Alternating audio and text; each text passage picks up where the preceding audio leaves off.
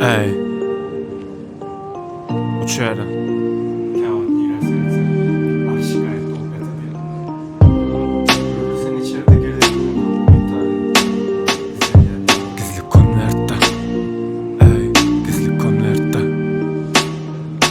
İrden turup içimden söz veriyen, akşamları daşımdan gözleyen, onu kovuyadı elbet dünya iz koyan. Hem derdimin dermanı var gizlenyen. İrden turup içimden söz veriyen, akşamları daşımdan gözleyen, onu kovuyadı elbet dünya iz koyan. Her derdimin dermanı var gizlenyen. Menem baran yerimde koydum orta barlığımı, häsiyet, baylık sorap koymadılar aylığımı. Ayrılma menden diyenlerim gitti ayrılıp, kayılancı diysegen berde kayı köp. Meselen çöz, sonunda söz sende olur. Mesirgap yatıp bolonu, onu koparup korkoklarım tupulur.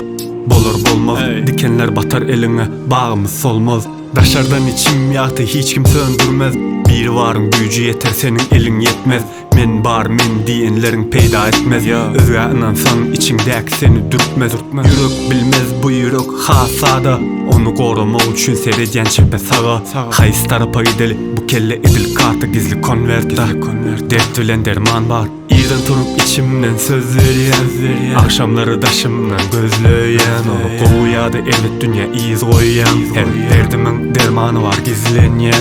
İrden turup içimden söz veriyen, akşamları daşımdan gözleyen, onu kovuyadı elbet dünya iz koyan. Her derdimin dermanı var gizlenyen. Men aydayın sen sana barıncı bilen, yeten ok saat hemmez adı taşlan vaktim. Yeki özüm kaldım menin iň rahat vakt. Sen kim bolsaňam ayırdım vakti özüme, yoksam görünmez. Üstünü tozan örtör, silkeledim çıktı dört, izi gider dörtlör.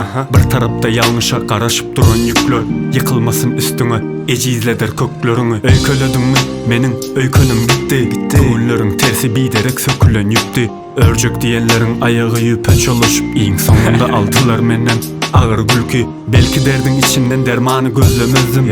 Bu dünyada sinanmasan yönü gezdin, keypine de gelmedim. Bu menin gizli konverdim, derdi verene şükür dermanından berdi.